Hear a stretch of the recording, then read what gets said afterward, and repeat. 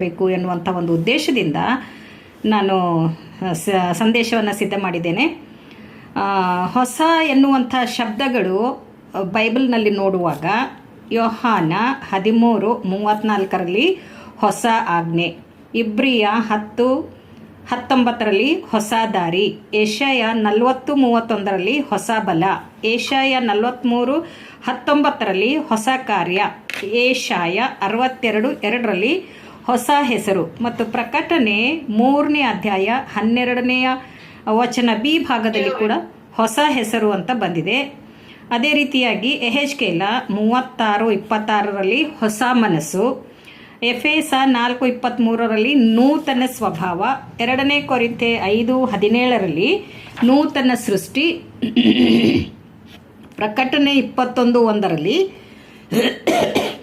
ನೂತನ ಭೂಮ್ಯಾಕಾಶ, ಪ್ರಕಟಣೆ 21:2 ಹೊಸ ಯೆರೂಸಲೇಮು ಮತ್ತು ಪ್ರಕಟಣೆ 5:9 ವಚನದಲ್ಲಿ ಹೊಸ ಹಾಡು, ಏಷಯ 48:6 ಹೊಸ ಸಂಗತಿಗಳು ಎನ್ನುವಂಥ ವಿಷಯಗಳು ನಾನು ತೆಗೆದಿದ್ದೇನೆ. ಇನ್ನೂ ಅನೇಕ ಹೊಸ ಎನ್ನುವಂಥ ಪದದ ಮೇಲೆ ಅನೇಕ ರೆಫರೆನ್ಸ್ಗಳು ಕೂಡ ಇದೆ. ನಾನು ಇಷ್ಟೊಂದು ರೆಫರೆನ್ಸ್ ತೆಗೆದರೂ ಕೂಡ ಇದರಲ್ಲಿ ನಾನು ಆರಿಸಿಕೊಂಡಿರುವಂಥ ಇವತ್ತಿನ ಸಂದೇಶದ ತಲೆಬರಹ ಹೊಸ ಹೆಸರು ಎನ್ನುವಂಥದ್ದು.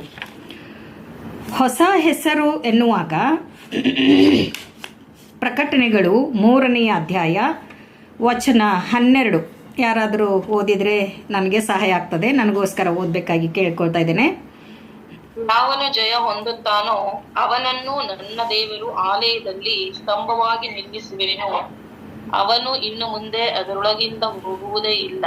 ಇದಲ್ಲದೆ ನನ್ನ ದೇವರ ಹೆಸರನ್ನು ನನ್ನ ದೇವರ ಬಳಿಯಿಂದ ಪರಲೋಕದೊಳಗಿಂದ ಇಳಿದು ಬರುವ ಹೊಸ ಯೆರೂಸಲೇಮ್ ಪಟ್ಟಣವೆಂಬ ನನ್ನ ದೇವರ ಪಟ್ಟಣದ ಹೆಸರನ್ನು, ನನ್ನ ಹೊಸ ಹೆಸರನ್ನು ಅವನ ಮೇಲೆ ಬರೆಯುವೆನು. ದೇವರಾತ್ಮನು ಸಭೆಗಳಿಗೆ ಸಾಕು. Thank you. ಇದರಲ್ಲಿ 3 ಪಾಯಿಂಟ್ಗಳಿವೆ, 3 ವಿಷಯಗಳಿವೆ. ಒಂದನೇದು, ನನ್ನ ದೇವರ ಹೆಸರನ್ನು ನನ್ನ ದೇವರ ಬಳಿಯಿಂದ ಪರಲೋಕದೊಳಗಿಂದ ಇಳಿದು ಬರುವ ಹೊಸ ಯೆರೂಸಲೇಮ್